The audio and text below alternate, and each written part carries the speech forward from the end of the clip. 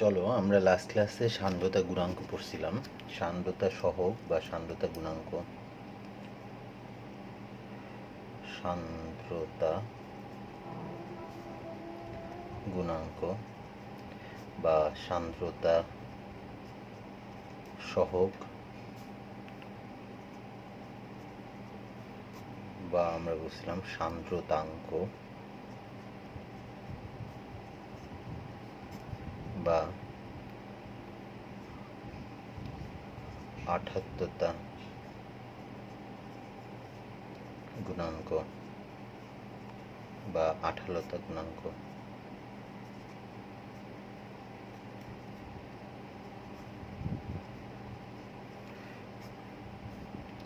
আমরা বলি coefficient of viscosity.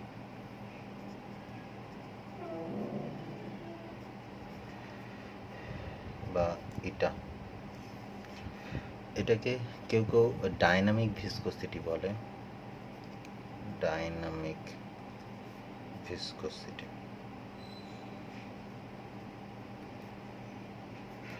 মানে ডাইনামিক ভিসকোসিটি বা গতীয় সান্দ্রতাঙ্ক বলে। হ্যাঁ, ডাইনামিক ভিসকোসিটি দুই ধরনের আছে। একটা কাইনেমেটিক্স ভিসকোসিটি আছে। সান্দ্রতা গুণাঙ্ককে এটাকে ডাইনামিক ভিসকোসিটি বলে। আবার নিউ বলে আরেকটা আছে, সেটাকে কাইনেমেটিক্স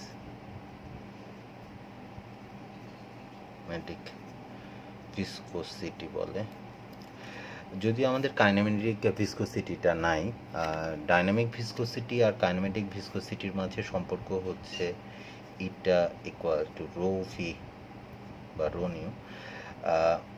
এখানের মধ্যে রো হচ্ছে ডেনসিটি বা ঘনত্ব অফ ফ্লুইড, মানে এটা হচ্ছে সম্পর্ক। যদিও কাইনেমেটিক ভিসকোসিটি নাই, তো দুই ধরনের সান্দ্রতাঙ্ক আছে। একটা ডাইনামিক ভিসকোসিটি বলে, আরেকটাকে কাইনেমেটিক ভিসকোসিটি বলে। এটা ঘনত্বের সাথে রিলেটেড। তুমি যদি ঘনত্ব দিয়ে ভাগ করে দাও তাহলে কাইনেমেটিক ভিসকোসিটি পেতে পারো। তো আমাদের সান্দ্রতা গুণাঙ্ক বা সান্দ্রতা সহগ শিখছিলাম। এটার একক, অনেকগুলো একক ছিল।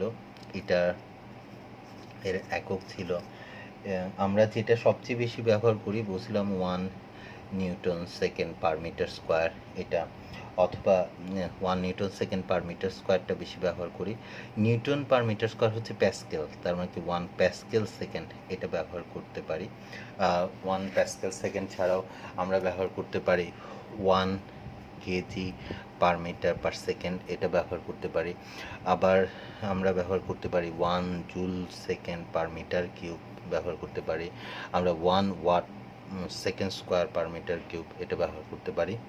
আবার হচ্ছে আমাদের পয়সুলির নামানুসারে একটা একক ছিল poise, 10 poise. 1 newton second per metre square হচ্ছে 10 পয়েস। আমরা পয়েস, এটা হচ্ছে প্রচলিত একটা একক পয়েস সান্দ্রতা গুণাঙ্কের। আচ্ছা, আমরা এটার 1 newton second per metre square মানে কি আসলে? কোনো একটা তরলের বা কোনো একটা প্রবাহী সান্দ্রতা গুণাঙ্ক, তরলেরই বলি, কোনো একটা তরলের সান্দ্রতা গুণাঙ্ক ধরো 1 newton second per metre square. এই কথাটার অর্থ কী? এই কথাটার অর্থ হচ্ছে আমি এই তরলের দুইটা স্তর নিব। ধরো এটা একটা স্তর, এটা আরেকটা স্তর, দুইটা স্তর। এখন এইখানের মধ্যে এই যে স্তরটা, এই স্তরটার ক্ষেত্রফল এটা হচ্ছে 1 মিটার স্কোয়ার। এই স্তরটার ক্ষেত্রফল 1 মিটার স্কোয়ার। 1 মিটার স্কোয়ার ক্ষেত্রফল বিশিষ্ট দুইটা প্রবাহীর দুইটা স্তর পরস্পরের সাপেক্ষে, মানে নিচের স্তরটার সাপেক্ষে উপরের স্তরটা ধরো 1 মিটার পার সেকেন্ড বেগে গতিশীল করতে হবে। এই প্রবাহের স্তর দুইটা পরস্পর থেকে 1 মিটার ব্যবধানে থাকবে। 1 মিটার স্কোয়ার ক্ষেত্রফল বিশিষ্ট প্রবাহীর দুইটা স্তর পরস্পর থেকে 1 মিটার ব্যবধানে থেকে একটা স্তরের সাপেক্ষে আরেকটা স্তরকে 1 মিটার পার সেকেন্ড বেগে গতিশীল রাখার জন্য স্পর্শকীয়ভাবে আমাকে কি করতে হবে, 1 নিউটন বল প্রয়োগ করতে হবে। অথবা যদি একটা স্তরের সাপেক্ষে আরেকটা স্তর 1 মিটার স্কোয়ার ক্ষেত্রফল বিশিষ্ট দুইটা স্তর 1 মিটার ব্যবধানে থেকে একটা স্তরের সাপেক্ষে আরেকটা স্তরকে যদি 1 মিটার পার সেকেন্ড বেগে গতিশীল করি, তাহলে স্পর্শকীয় তলে এই গতির বিপরীতে 1 নিউটন বাধা বল সৃষ্টি হবে। তুমি দুইভাবেই বলতে পারো, বাধা বল দিয়েও বলতে পারো, বা ভিসকাস ফোর্সটা দিয়েও বলতে পারো, প্রযুক্ত বল দিয়েও বলতে পারো। কারণ এটার সাপেক্ষে এটাকে গতিশীল করলে এখানে যেহেতু বাধা বল আছে, তাহলে অবশ্যই তোমাকে স্পর্শক বরাবর একটা বল দিতে হয়, না হলে ভাই এটার সাপেক্ষে এটাকে কি করা যাবে না, গতিশীল করা যাবে না। তো 1 নিউটন আমি যদি বল প্রয়োগ করি, তাহলে এই নিচের স্তরটার সাপেক্ষে উপরের স্তরটা 1 মিটার পার সেকেন্ড বেগে গতিশীল হবে। এই কথাটার অর্থ হচ্ছে এটা। তো আমাদের সান্দ্রতা গুণাঙ্ক আমরা শিখছিলাম, সান্দ্রতা গুণাঙ্কের একক, এটার মাত্রা দেখছিলাম, এটার মাত্রা, সান্দ্রতা গুণাঙ্কের এভরিথিং খুব ইম্পর্টেন্ট। সান্দ্রতা গুণাঙ্কের মাত্রা কি ছিল, m(l-1 t-1). ভাই বলছিলাম এই এককটা যদি মনে রাখতে পারো তাহলে সান্দ্রতা গুণাঙ্কের মাত্রা বলা খুব সহজ, KG per metre per second. KG per metre, কেজির জন্য m আসছে ভর, পার মিটার এটার জন্য l আসছে l-1, l⁻⁻1, আর এসের জন্য t⁻⁻1 সেকেন্ড, সময় t⁻⁻1 আসছে। তার মানে কি সান্দ্রতা গুণাঙ্কের মাত্রাও কিন্তু তুমি জানো, মাত্রা, এটার মাত্রা তুমি জানো, এটার মাত্রা হচ্ছে এটা, মাত্রা জানো, একক জানো, এভরিথিং।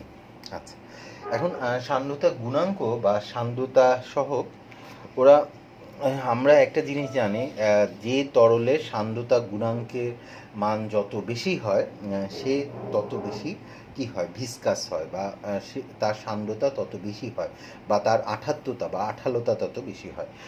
এখন যদি আমরা বলি আদর্শ একটা প্রবাহীর, এই কথাটা মনে রেখো, আদর্শ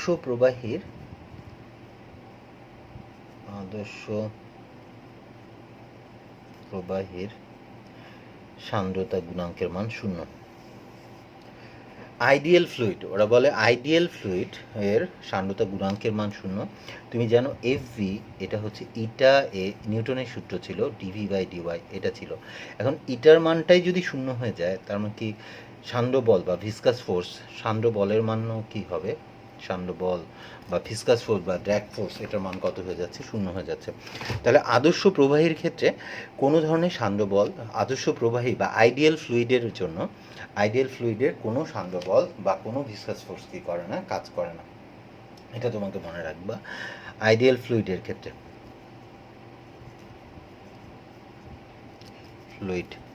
আইডিয়াল ফ্লুইডের ক্ষেত্রে সান্দ্রতা গুণাঙ্কের মান 0। এখন আমাদের যে তরলের বা যে প্রবাহীর সান্দ্রতা গুণাঙ্কের মান যত বেশি হয়, সান্দ্রতা গুণাঙ্ক দিয়ে বোঝায় যে আঠালোতার মান কত বেশি, সে কত রেজিস্টিভ, সে কত বাধা দিতে পারে, যার সান্দ্রতা গুণাঙ্কের মান যত বেশি তার আঠাত্মতা তত বেশি। আমরা জানি যে বিভিন্ন ধরনের প্রবাহী, ধরো আলকাত্রা, মধু, পানি, এগুলো যদি নাও, আলকাত্রার আঠালোতা সবচেয়ে বেশি, মানে এটা সান্দ্রতা গুণাঙ্ক সবচেয়ে বেশি, তারপর মধুর, তারপর ধরো হচ্ছে তেলের, তারপর হচ্ছে দুধের, তারপর পানির, এরকম করে এক একটা তরলের সান্দ্রতা বা বাধা দেওয়ার ক্ষমতা এক এক রকম। কার বাধা দেওয়ার ক্ষমতা কত বেশি বা কার আঠালোতা বা সান্দ্রতা কত বেশি এটা বোঝা যায়, কার রেজিস্টিভিটি কত বেশি এটা বোঝা যায় সান্দ্রতা গুণাঙ্কের মান দিয়ে। যার সান্দ্রতা গুণাঙ্কের মান যত বেশি হয় তার হচ্ছে আঠালোতা বা রেজিস্টিভিটি তত বেশি। যেমন হচ্ছে তোমাকে উদাহরণস্বরূপ বলা যায়, এটা অবজেক্টিভে আসছে যে কক্ষ তাপমাত্রায়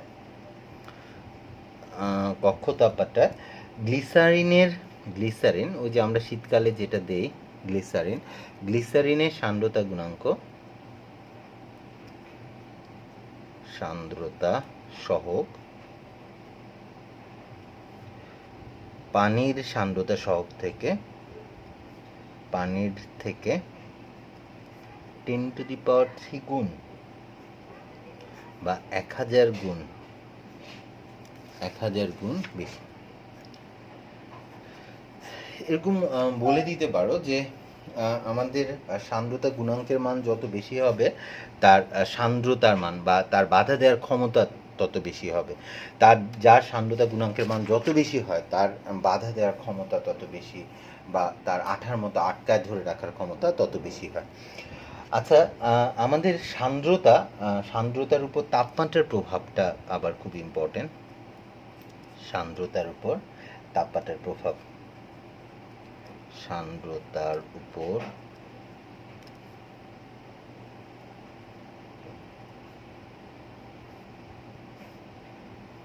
তাপমাত্রার প্রভাব।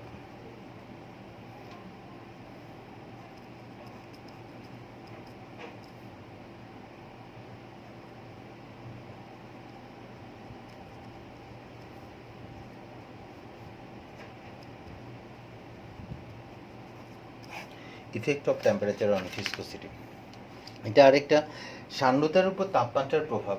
আমরা এটা একটা সহজে একটা ব্যাপার যে হ্যাঁ, এই চ্যাপ্টারে তাপমাত্রা পরিবর্তন করলে সব কিছুই কী হয়ে যায়, পরিবর্তন হয়ে যায়।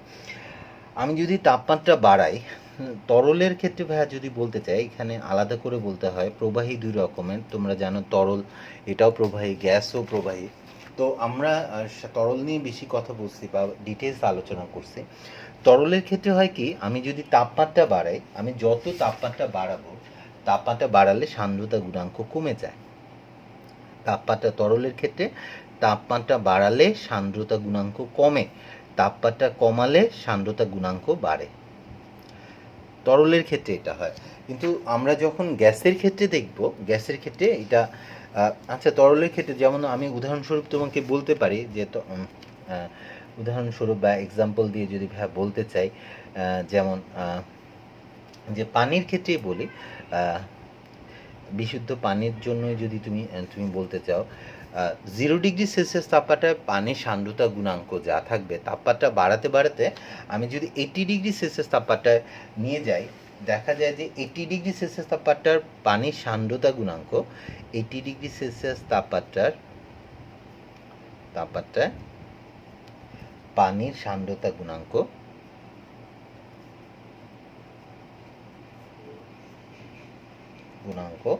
0 ডিগ্রি সেলসিয়াস তাপমাত্রার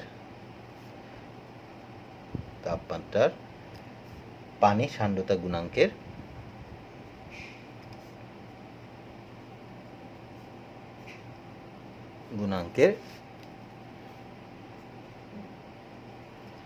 এক তৃতীয়াংশ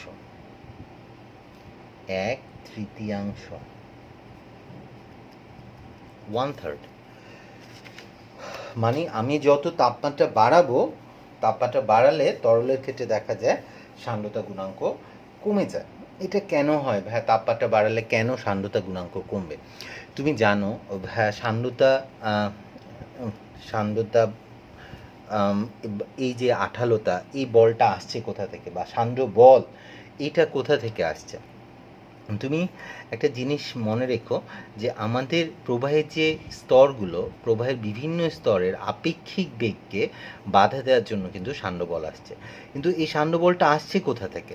দেখো, এই প্রবাহের এই নিচের যে স্তরটা আছে, এই স্তরের থেকে এই নিচের স্তরটা একটু কম বেগে গতিশীল হলো, উপরের স্তরটা একটু বেশি বেগে গতিশীল হলো, তাহলে ভাই এদের মাঝে একটা আপেক্ষিক বেগ সৃষ্টি হয়েছিল।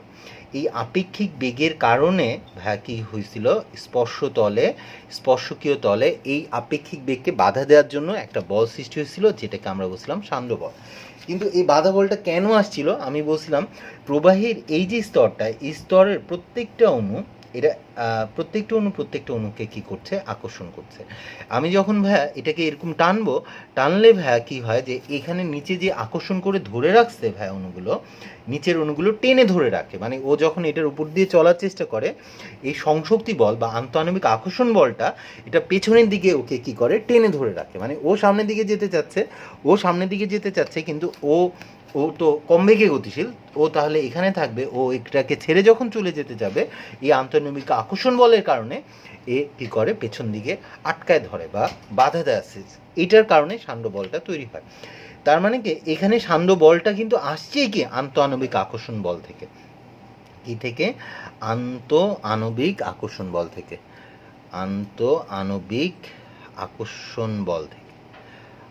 আকর্ষণ বল থেকে সান্দ্র বলটা আসে। তোমার যে সান্দ্র বল বা তোমার যে ভিসকাস ফোর্স, এই সান্দ্র বল বা ভিসকাস ফোর্সটা আসে আন্তঃআণবিক আকর্ষণ বলের কারণে। কিন্তু তোমার এই যে আন্তঃআণবিক আকর্ষণ বল, এই বলের মান যদি কোনো কারণে কমে যায় তাহলে কিন্তু সান্দ্র বলের মান কমে যাবে, আর সান্দ্র বলের মান কমে গেলে সান্দ্রতা গুণাঙ্কও কী হয়, কমে যায়। এখন আমি যখন তাপমাত্রা বাড়াই, তুমি যখন তাপমাত্রা বাড়াবা, তাপমাত্রা বৃদ্ধি করলে, টেম্পারেচার বাড়ালা, তুমি তাপমাত্রা কী করলা, বৃদ্ধি করলাম, তাপমাত্রা বৃদ্ধি করলাম। এখন তাপমাত্রা যখন বৃদ্ধি করব, তাপমাত্রা বাড়ালে যে এইটা হয় কি, এই অণুগুলোর মধ্যে আন্তঃআণবিক দূরত্ব বেড়ে যায়, আন্তঃআণবিক দূরত্ব বেড়ে যায়। এখন তুমি বলো অণুগুলো দূরে দূরে সরে যাবে বা আন্তঃআণবিক দূরত্ব বৃদ্ধি পাবে, আন্তঃআণবিক দূরত্ব বৃদ্ধি পায়। এখন আন্তঃআণবিক দূরত্ব যখন বৃদ্ধি পাবে, অণুগুলো যখন দূরে দূরে সরে যাবে, তুমি বলো দুইটা অণু যখন দূরে সরে যাচ্ছে তখন আন্তঃআণবিক বল যেটা, সেটা তো কমে যাবে। আন্তঃআণবিক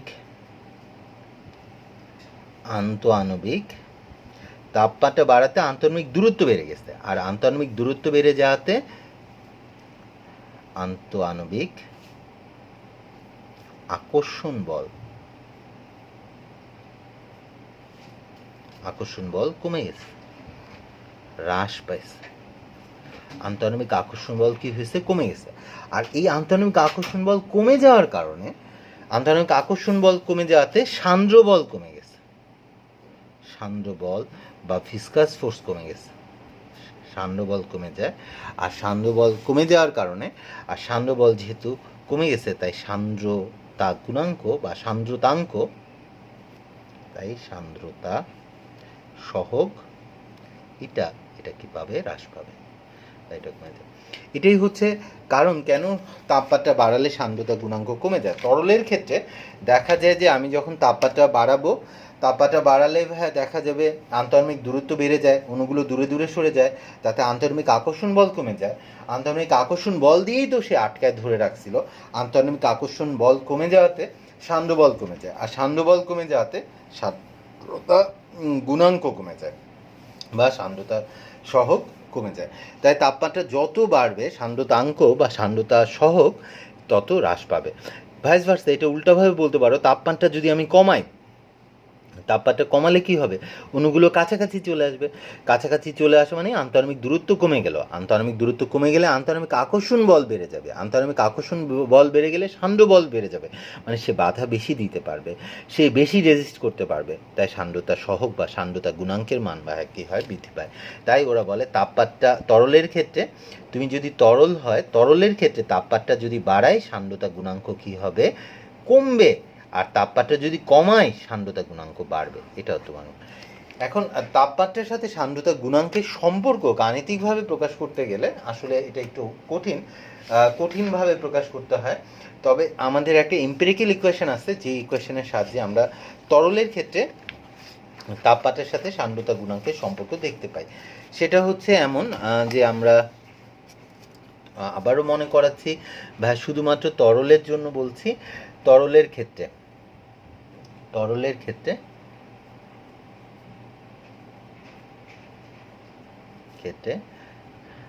তাপমাত্রার সাথে সান্দ্রতা গুণাঙ্কের সম্পর্ক,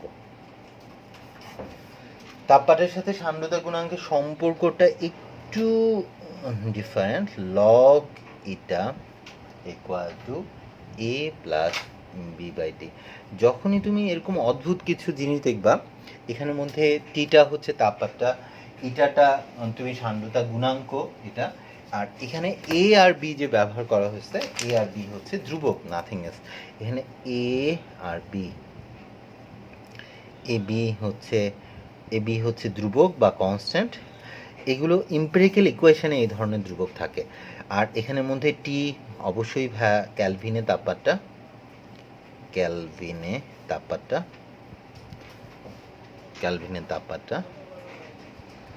আর এখানের মধ্যে ইটা তো অবশ্যই সান্দ্রতা গুণাঙ্ক। এই যে ইকুয়েশনটা তুমি এখানে দেখছো, log eta equal to a plus b by t, এটাকে আমরা সাধারণত এম্পিরিক্যাল ইকুয়েশন বলি।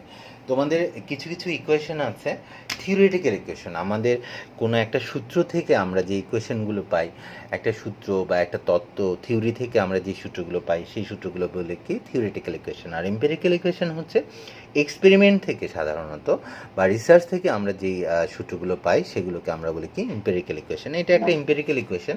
এম্পিরিক্যাল ইকুয়েশন নিয়ে দেখবা যে এরকম ধ্রুবক থাকে, এই ধ্রুবকের মানগুলো শুরুতে বের করে নিতে হয়। মানে যে কোনো দুইটা তাপমাত্রায় তুমি সান্দ্রতা গুণাঙ্ক, ধরো 0 ডিগ্রি সেলসিয়াস তাপমাত্রায় পানির সান্দ্রতা গুণাঙ্ক জানো, আর হচ্ছে 80 ডিগ্রি সেলসিয়াস তাপমাত্রায় পানির সান্দ্রতা গুণাঙ্ক জানো, তাহলে দুইটা তাপমাত্রায় দুইটা সান্দ্রতা গুণাঙ্ক জানো। তাহলে মানে কি টি আর ইটার মান বসা দিয়ে দুইটা সমীকরণ পাবা, দুইটা সমীকরণকে সলভ করলে এ আর বি এর মান বের হয়ে যায়। তো এভাবে আমরা দুইটা জানা মান থেকে এ আর বি এর মান বের করে নিই আগে। আচ্ছা, এখন তারপর ভিন্ন যে কোনো তাপমাত্রায় বা ভিন্ন ভিন্ন তাপমাত্রায় তরলের বা পানির সান্দ্রতা গুণাঙ্ক বা যে কোনো তরলের সান্দ্রতা গুণাঙ্ক তারপর কী করা হয়, বের করা হয়। আমরা আবার হচ্ছে সান্দ্রতা গুণাঙ্ক বের করার জন্য গ্রাফিক্যাল রিপ্রেজেন্টেশন করি। ধরো গ্রাফিক্যালি আমরা বা প্র্যাকটিক্যালি যখন এ বি এর মান বের করতে হয় তখন আমাদের সিস্টেমটা একটু ডিফারেন্ট। আমরা কি করি, গ্রাফ আঁকি, গ্রাফ দিয়ে বা লেখচিত্রের সাহায্যে এ বি এর মান বের করতে পারি। কেমন দেখো, এখানে এমনি সূত্রটা দেখে নাও, টিটা নিচে আছে, মানে তাপমাত্রা যত বাড়বে এটার মান তত কমবে, আর তাপমাত্রা যত কমবে এটার মান তত বাড়বে। হ্যাঁ ঠিক আছে, তরলের ক্ষেত্রে তাপমাত্রার সাথে সান্দ্রতা গুণাঙ্কের সম্পর্ক এরকম, তাপমাত্রা যত বাড়বে সান্দ্রতা গুণাঙ্ক তত কমবে। এখন আমরা যদি একটা গ্রাফ আঁকার চেষ্টা করি, ভিন্ন ভিন্ন তাপমাত্রায় তরলের সান্দ্রতা গুণাঙ্ক বের করে আমরা একটা গ্রাফ আঁকবো। এখন এখানের মধ্যে আমরা এক্স অক্ষে যেটা দিব, এক্স অক্ষে দিয়ে দিব হচ্ছে 1/t, টি না দিয়ে 1/t দিব, আর ওয়াই অক্ষে দিব লগ ইটা। এখন এটা যদি দাও আসলে না একটা সরল লেখা পাওয়া যায়, যে বিভিন্ন তাপমাত্রায় সান্দ্রতা গুণাঙ্ক বের করে আমি হচ্ছে সাধারণত এরকম একটা সরল লেখা পাবো। মানে ধরো এরকম কতগুলো বিন্দু পাইছিলাম, ওই বিন্দুগুলো দিয়ে একটা রেখা, 2-3টা বিন্দু পাইলেই হবে, বা 4-5টা তাপমাত্রা, 4-5টা সান্দ্রতা গুণাঙ্ক বের করে এরকম একটা গ্রাফ এঁকে ফেলে। গ্রাফটা একটা সরলরেখা পাওয়া যায়। কেন একটা সরলরেখা পাওয়া যায় সেটা যদি তুমি বুঝতে চাও তাহলে বোঝা যায়। ব্যাপারটা হচ্ছে অনেকটা এরকম যে ভাইয়া যদি এরকম বলে যে তোমাকে যদি বলে আমাদের সূত্রটা কি ছিল, log eta equal two a plus b/t, এই তো। এখন তাহলে লগ ইটা রইল, এটা হচ্ছে b into 1/t plus a, এভাবে লিখে দিলাম। মানে এটাকে একটু আগে লিখছি, এটাকে একটু পরে লিখছি, আর কিছুই করিনি। লগ ইটা এটাকে ধরে নিচ্ছি আমি y, 1/t এটাকে ধরে নিচ্ছি x। তাহলে x এর সাথে এই b যেটা, এই ধ্রুবকটাকে বলে দিচ্ছি m, আর a এই ধ্রুবকটাকে বলে দিচ্ছি c। দেখো তো y equal to mx plus c। তাহলে y equal to mx plus c এটা কিসের সমীকরণ? একটা সরলরেখার সমীকরণ। তাই ভাই এটা কি পাওয়া যাচ্ছে? সরলরেখা পাওয়া যাচ্ছে। এখন এটা থেকে আরেকটা জিনিস বোঝা দরকার, সেটা হচ্ছে এই সরলরেখার, এটা অবশ্যই সরলরেখা, এই সরলরেখার ঢাল m, এটা হচ্ছে b, মানে তোমার ওই অজানা ধ্রুবকের একটা ধ্রুবক হচ্ছে ওই সরলরেখার ঢাল। আর c মানে y অক্ষের কর্তিত অংশ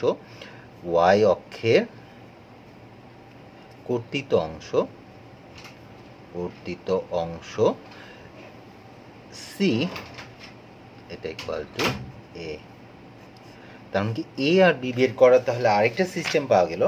আমি যদি কি করি, এই সরলরেখাটাকে সামান্য একটু বর্ধিত করে দেই, বর্ধিত করে দিলে এটা y অক্ষকে একটা বিন্দুতে ছেদ করবে। এখন y অক্ষকে যে বিন্দুতে, এটা কিন্তু বর্ধিত করছে, এটা কিন্তু আসলে গ্রাফটা এই y অক্ষকে কখনোই ছেদ করতে পারবে না। কেন ভাইয়া? 1/t এর মান কখন শূন্য হবে? এটা ছেদ করা মানে কি, এটা 1/t, টি এর মান যখন ইনফিনিটি হবে, তুমি ইনফিনিটি তাপমাত্রা কীভাবে দিতে পারবে না। তাহলে বাস্তবে তুমি এটা y অক্ষকে ছেদ করাতে পারবে না, হয়তো বা বাস্তবে একটু পর্যন্ত আসতে পারছো, কিন্তু এরপরে আমি বর্ধিত করে দিলাম, বর্ধিত করে দিলে এটা y অক্ষকে একটা বিন্দুতে ছেদ করলো। এখন এই ছেদ করা অংশটা তুমি যদি পরিমাপ করে নিতে পারো, ধরো এটা ওপি অংশ বলি, এই ওপি অংশটাই হচ্ছে কি তোমার y অক্ষের কর্তিত অংশ হচ্ছে। আর আমি যদি এই সরলরেখাটার ঢাল বের করে ফেলতে পারি, এটা ঢাল বের করে নিলাম, এটা ঢাল, এটা যদি থিটা হয়, এটা হচ্ছে ঢাল বের করে নিলাম, ঢাল এম বা টেন থিটা যেটাই বলো না কেন, টেন থিটা বের করে যেটা পাবো এটা ঢালটা হবে কি ভি। তাহলে এ আর বি এর মান পেয়ে যাবা। এই গ্রাফটা আঁকতে পারলেই তুমি এ আর বি এর মান জানবা। এ আর বি এর মান জানলে যে কোনো তাপমাত্রায় কী করা যাবে, সান্দ্রতা গুণাঙ্ক বের করে ফেলা যাবে। আচ্ছা, আর তুমি যদি হ্যাঁ বলো যে না ভাই আমি 1/t দিব না, এক্স অক্ষে টি দিব, এক্স অক্ষে শুধু তাপমাত্রা দিব, ওয়াই অক্ষে দিব লগ ইটা, তখন কিন্তু গ্রাফটা সরলরেখা হবে না, কারণ টি এর পাওয়ার -1 হয়ে যাবে। তখন হচ্ছে গ্রাফটা অনেকটা এই টাইপের হবে। তাপমাত্রা কমালে সান্দ্রতা গুণাঙ্ক বাড়ে, তাপমাত্রা বাড়ালে সান্দ্রতা গুণাঙ্ক কমে, অনেকটা এই টাইপের গ্রাফ পাওয়া যায় যদি এক্স অক্ষে 1/t না দিয়ে টি দাও। আচ্ছা, নিশ্চয়ই বুঝতে পারছো যে এক্স অক্ষে 1/t দিলে গ্রাফ সরলরেখা হয়, মানে এক্স অক্ষে 1/t দিচ্ছ আর ওয়াই অক্ষে যদি লগইটা দাও তাহলে গ্রাফটা এরকম সরলরেখা পাওয়া যায়।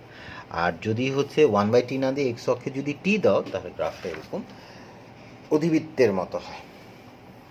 আচ্ছা, যাই হোক, তো এখানের মধ্যে তরলের ক্ষেত্রে আমরা তাপমাত্রার সাথে সান্দ্রতা গুণাঙ্কের সম্পর্ক পেয়ে গেছি, কিন্তু সবচেয়ে অদ্ভুত ব্যাপারটা হচ্ছে গ্যাসের ক্ষেত্রে হয়। তুমি যখন গ্যাসের ক্ষেত্রে পুরো উল্টা ঘটনাটা ঘটে। তুমি যখন গ্যাসকে দেখবা, গ্যাসের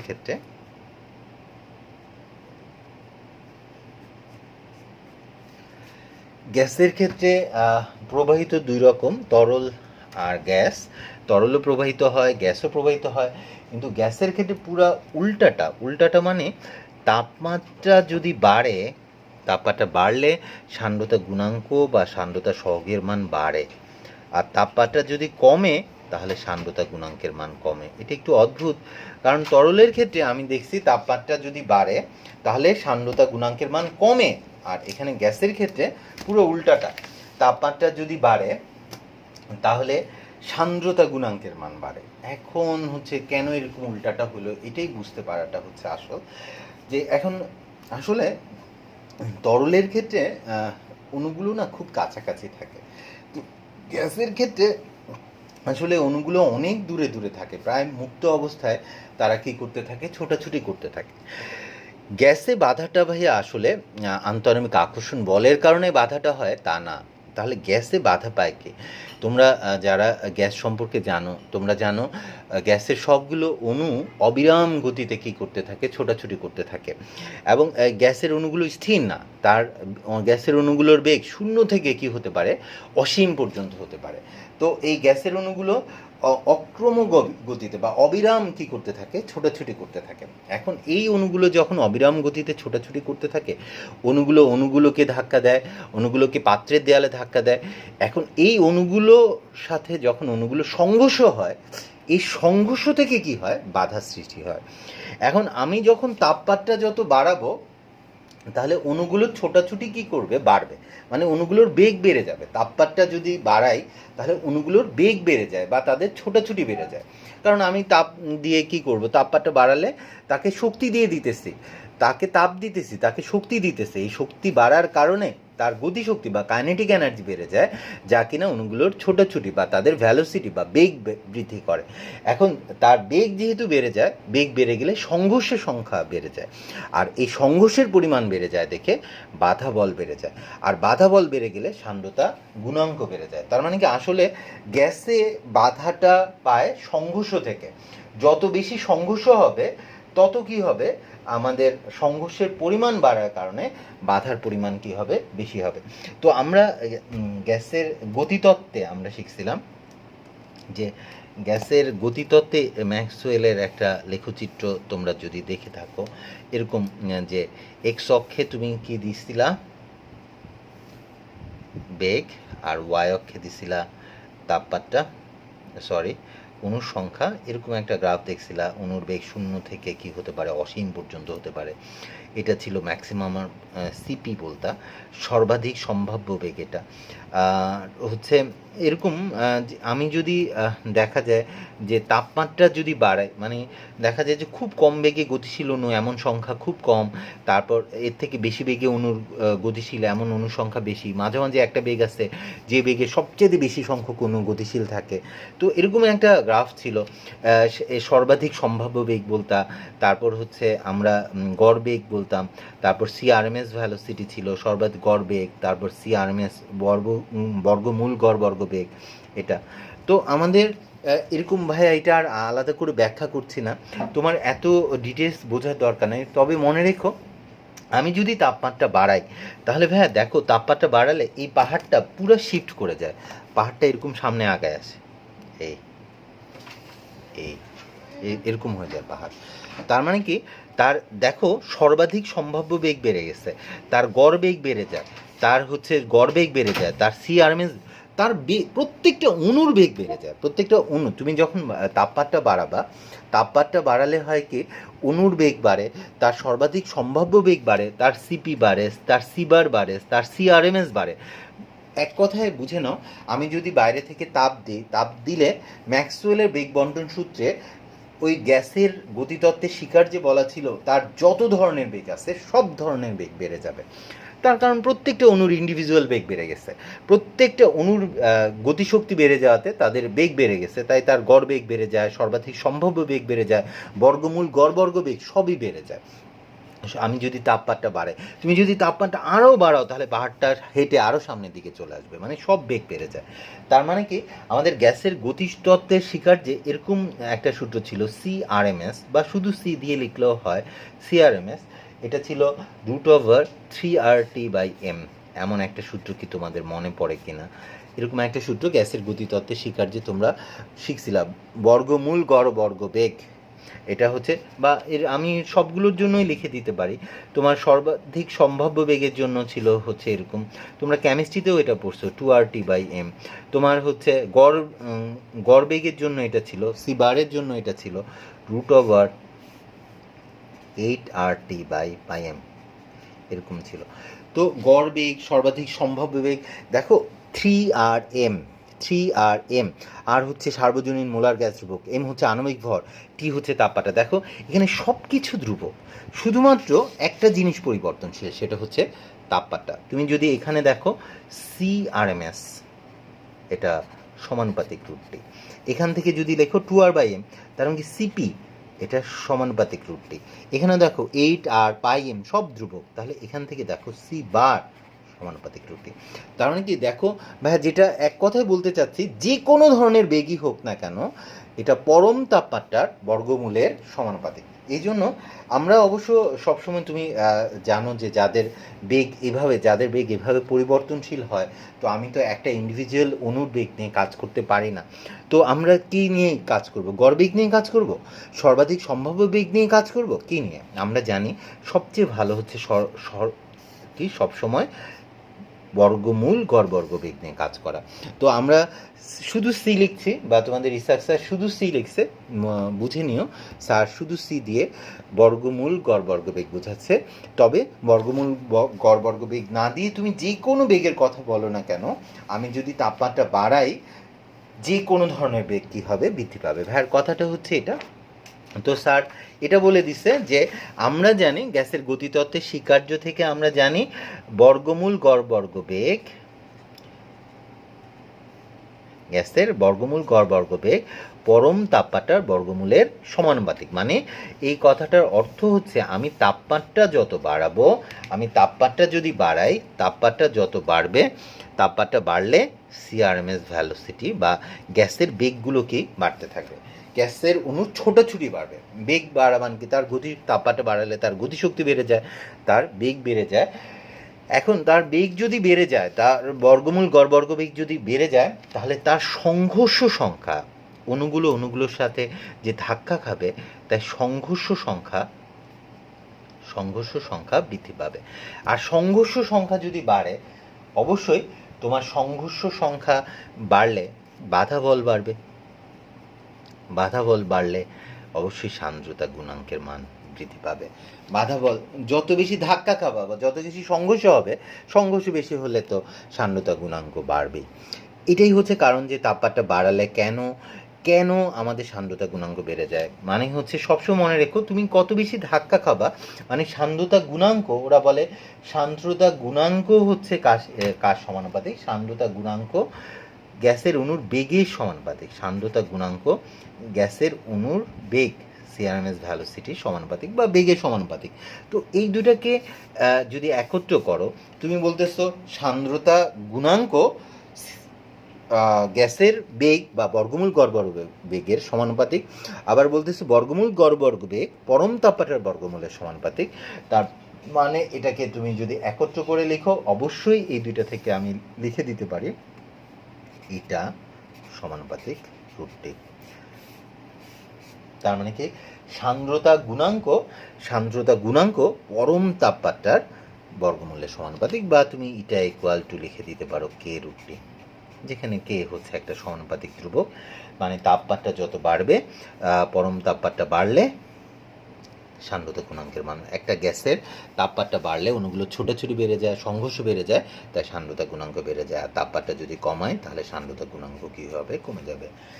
তার মানে কি এটাই হচ্ছে কারণ যে আসলে তাপমাত্রা পরিবর্তন করলে বা তাপমাত্রা বাড়ালে বা কমালে দেখা যায় যে তরলের ক্ষেত্রে একটা ঘটনা ঘটে, গ্যাসের ক্ষেত্রে আরেকটা ঘটনা ঘটে।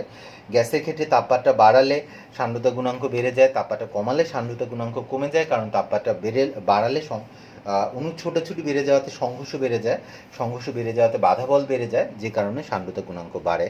আর তাপমাত্রা যদি কমাই তাহলে অণুর বেগ কমে যায়, ছোটাছুটি কমে যাওয়াতে বেগ কমে যাচ্ছে, তাই সংঘর্ষ সংখ্যা কমে যাচ্ছে, তাই সংঘর্ষ সংখ্যা কমে যাওয়া মানে বাধা বল কমে যাওয়া মানে সান্দ্রতা গুণাঙ্ক কমে যাওয়া। আচ্ছা, তার মানে কি তরলে আর গ্যাসে এখানের মধ্যে একটু ডিফারেন্ট। কিন্তু আবার চাপের ক্ষেত্রে আমরা যদি দেখি, আমরা যদি চাপ পরিবর্তন করি, সান্দ্রতার উপর চাপের কোনো প্রভাব আছে কিনা। সান্দ্রতার উপর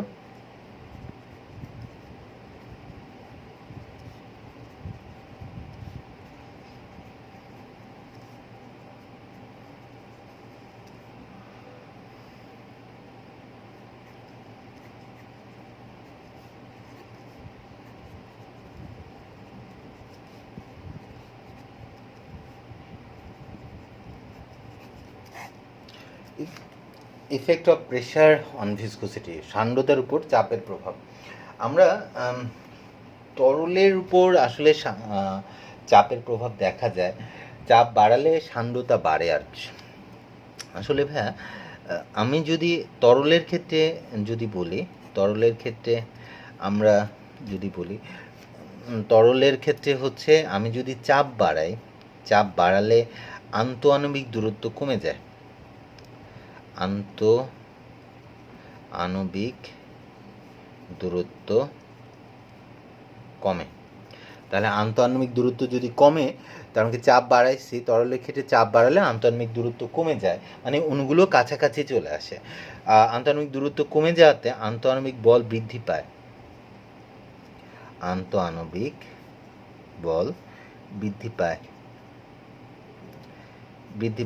এখন আন্তঃআণবিক বল যদি বৃদ্ধি পায় তাহলে সান্দ্র বল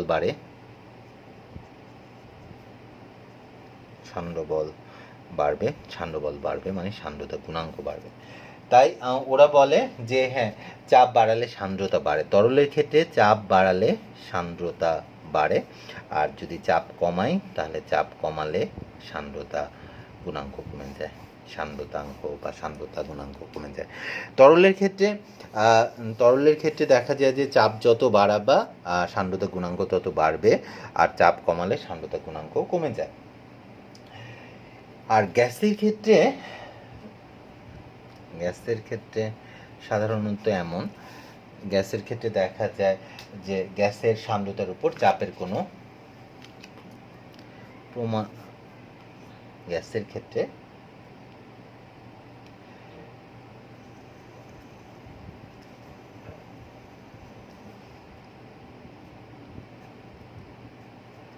চাপের কোনো প্রভাব নাই, গ্যাসের ক্ষেত্রে চাপের কোনো প্রভাব নাই। এই জিনিসটা না ম্যাক্সওয়েল প্রমাণ করে দিছিল আমাদেরকে। ম্যাক্সওয়েল, ওই যে ম্যাক্সওয়েলের বেগ বন্টন সূত্র, গ্যাসের ক্ষেত্রে আমি চাপ পরিবর্তন করলে সান্দ্রতা গুণাঙ্কের কোনো চেঞ্জ হয় না। চাপ পরিবর্তন করে সান্দ্রতা গুণাঙ্ক কি করা যায় না, চেঞ্জ করা যায় না। এটা প্রমাণ করে দিচ্ছে কি ম্যাক্সওয়েল। ম্যাক্সওয়েল গ্যাস নিয়ে অনেক কাজ করছে, তুমি জানো, ম্যাক্সওয়েলের বেগ বন্টন সূত্র পড়ছো। ম্যাক্সওয়েল এটা প্রমাণ করে দিচ্ছে যে গ্যাসের ক্ষেত্রে চাপের কি কোনো প্রভাব থাকে না। চাপ দিয়ে তুমি গ্যাসের ওই অণুর ছোটাছুটি চেঞ্জ করতে পারবা না। তার মানে কি ছোটাছুটি চেঞ্জ করতে পারো না দেখে সান্দ্রতা গুণাঙ্ক কি হয় না, চেঞ্জ হয় না। আচ্ছা, আমরা গ্যাসের ক্ষেত্রে আসলে চাপের কোনো প্রভাব থাকে না কেন?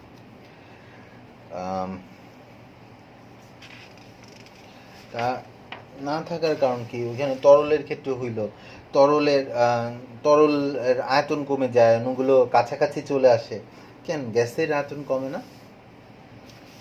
এখন ঘটনাটা হচ্ছে কি, চাপের ক্ষেত্রে যদি বলো, তোমাদের গ্যাসের ক্ষেত্রে ব্যাপারটা হচ্ছে অনেকটা তোমাদের CRMS গ্যাসের গতিতত্ত্বে আরেকটা সূত্র ছিল, 3p/ρ। এটা ছিল সূত্র ছিল 3p/ρ। ভাই, আর পি আর রো দেখতে একই রকম মনে হচ্ছে। এটা উপরেরটা হচ্ছে চাপ, নিচেরটা হচ্ছে ঘনত্ব রো। হ্যাঁ, নিচেরটা হচ্ছে রো, ঘনত্ব। CRMS না লিখে সি লিখি। এখন ধরো তুমি চাপ বাড়ালা, প্রথমে চাপ বাড়ালে কি হয়? চাপ বাড়ালে আয়তন কমে, তাই না? এখানের মধ্যে হয় কি, চাপ যখন বাড়াবো, দেখো P1 V1 equal to P2 V2, এমন একটা সূত্র আছে আমার। P1 V1 যদি তাপমাত্রা স্থির থাকে, তাপমাত্রা স্থির, অবশ্যই মনে রেখো একটা জিনিসের সাথে সম্পর্ক রাখলে আরেকটা জিনিস কি রাখতে হয়, ধ্রুবক রাখতে হয়। তাপমাত্রা স্থির থাকলে বা তাপমাত্রা ধ্রুবক থাকলে আমরা কি করি, বয়েলের সূত্র ব্যবহার করি। আমরা জানি P1 V1 equal to P2 V2, এটাই বয়েলের সূত্র। মানে বয়েলের সূত্র হচ্ছে PV ইকুয়াল টু ধ্রুবক। আচ্ছা, ঠিক আছে, P1 V1 equal to P2 V2। এখন তুমি জিনিস একটা চিন্তা করো যে আমি এখানে একটা সিলিন্ডার নিয়েছিলাম, যে এখানের মধ্যে পিস্টন রাখা আছে, এখানের মধ্যে এম ভরের গ্যাস রাখা হয়েছে, এম ভরের গ্যাস আছে। তো এখানে চাপ ছিল প্রথমে V1, আয়তন ছিল V1। হ্যাঁ, তাপমাত্রা তো চেঞ্জ হবে না, প্রথমেও তাপমাত্রা T থাকবে, পরেও তাপমাত্রা T থাকবে। তো আমি কি করছি, উপর থেকে বল প্রয়োগ করছি, বল প্রয়োগ করে পিস্টনটাকে এখান থেকে এখানে নামায় নিয়ে আসছি, এটার ভর তো এমই আসছে। জাস্ট আয়তন আগে V1 ছিল, আয়তন V1 থেকে কি হয়ে গেছে V2। তাহলে এখন এটা চাপ চেঞ্জ হয়ে কি হয়ে গেছে P2। প্রথমে চাপ P1 ছিল, এখন চাপ কি হয়ে গেছে P2। তার মানে কি এখানের মধ্যে চাপ P2 হয়ে গেছে, আয়তন V2 হয়ে গেছে, কিন্তু তাপমাত্রা T আছে। তাপমাত্রা কি রাখতে পারবা না, পরিবর্তন করতে পারবা না, স্থির। শুধু আমি চাপ পরিবর্তন করছি।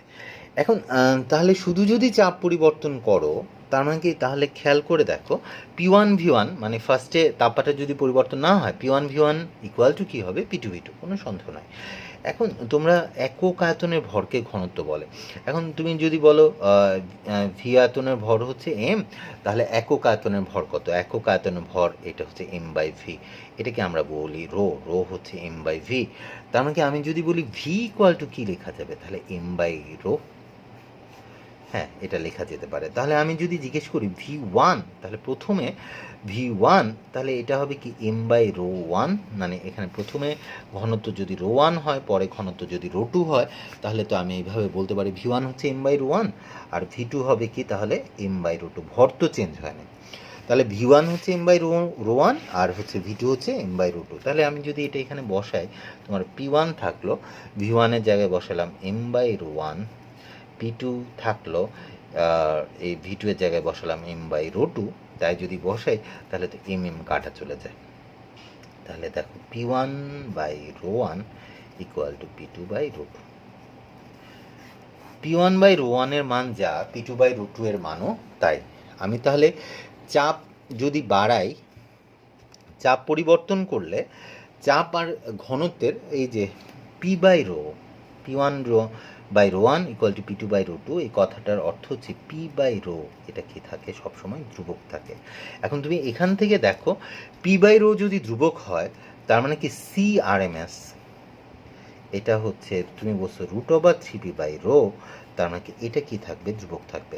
তার মানে কি বর্গমূল বর্গবেগ এটা কি থাকবে, ধ্রুব থাকবে। আর তুমি জানো তোমার সান্দ্রতা গুণাঙ্ক সিআরএমএস এর সমানুপাতিক।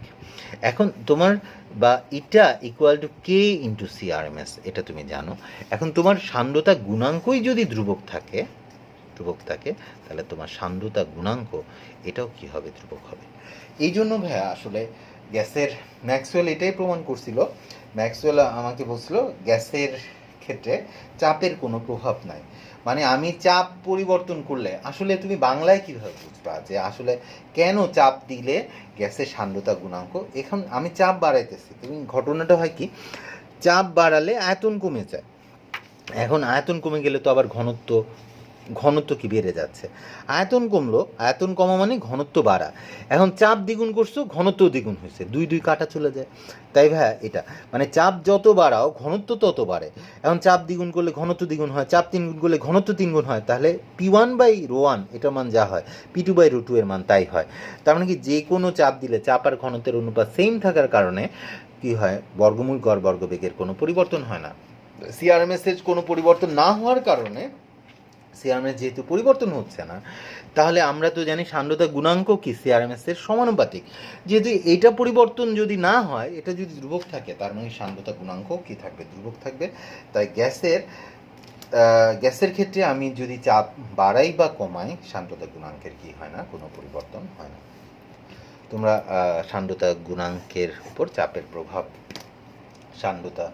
সান্দ্রতার উপর বা সান্দ্রতা গুণাঙ্কের উপর, সান্দ্রতা গুণাঙ্কের সাথে কিন্তু সান্দ্রতার সম্পর্ক, কারো সান্দ্রতা কত বেশি বা কত কম সেটা কিন্তু নির্ভর করে সান্দ্রতা গুণাঙ্কের উপরে। তার মানে কি আমি তাপমাত্রার সাথে সম্পর্ক জানলাম, তাপমাত্রার সান্দ্রতার উপর চাপের প্রভাব, তাপমাত্রার প্রভাব, দুটো প্রভাব দেখছি। আচ্ছা, তাহলে আমাদের আরেকটা কথা বলা উচিত, সেটা হচ্ছে কি আমরা একটাই সূত্র শিখছি, সেটা হচ্ছে নিউটনীয় সূত্র। নিউটনের এই সূত্রটা যারা মেনে চলে, মানে যে তরলগুলো বা যে প্রবাহী নিউটনের সূত্রটা মেনে চলে তাদেরকে আমরা বলি নিউটনীয় তরল। যেই তরল কি করে নিউটনের সূত্রটা মেনে চলবে তাদেরকে আমরা বলবো নিউটনীয় তরল। আর যারা মেনে চলবে না, নিউটনের সূত্রটা হচ্ছে এটা, আমাদের ছিল সূত্রটা এফ ভি, এটা হচ্ছে ইটা এ ডিভি বাই ডিওয়াই। হ্যাঁ, আসলে আমরা অনেক ধরনের প্রবাহ শিখছিলাম। তোমরা মনে রেখো এই যে নিউটনের এই সূত্র, যে তরল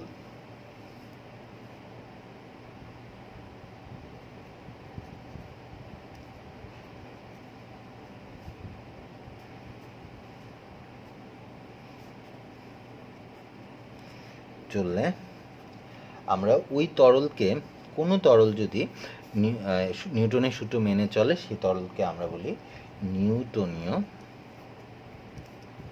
তরল। বা তুমি মনে রেখো আমরা ফ্লো রেট বলে একটা জিনিস শিখছিলাম পয়সুলি সূত্রে, ফ্লো রেট কিউ। যদি ফ্লো রেট বা কিউ যদি ধ্রুবক হয়, কনস্ট্যান্ট হয়, সময়ের সাথে সাথে যদি ফ্লো রেট পরিবর্তন না হয়, তখন সেই তরলকে বলে নিউটনীয় তরল।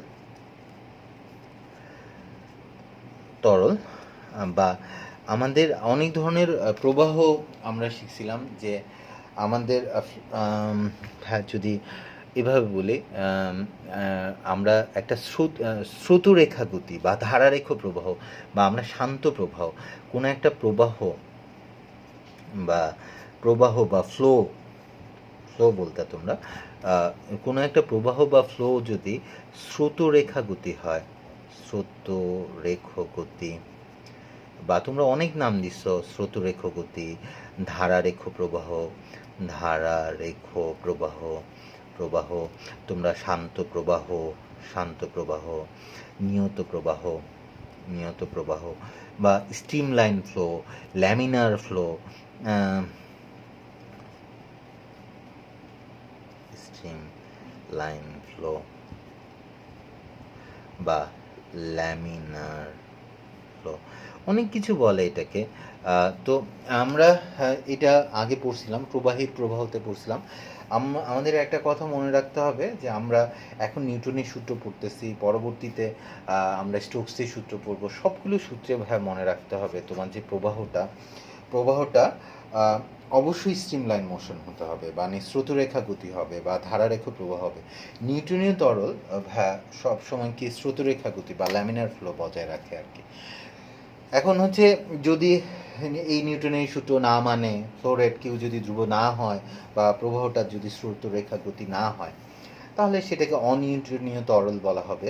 আর অনিউটনীয় তরল যদি হয়, তাহলে আমি কোনো সূত্রই ব্যবহার করতে পারবো না, কোনো সূত্রই সেখানে খাটবে না। তাহলে তোমার প্রবাহীটা নিউটনীয় তরল হওয়াটা একটু জরুরি। হ্যাঁ, আচ্ছা, আমাদের সান্দ্রতা সম্পর্কে একটা হালকা আইডিয়া হয়ে গেলে আমরা হচ্ছে এখন যেটা পড়তে চাই স্টোকসের সূত্র। হ্যাঁ, স্টোকসের সূত্রটা পড়তে চাই। তো স্টোকসের সূত্রটা একটু পরে পড়ছি।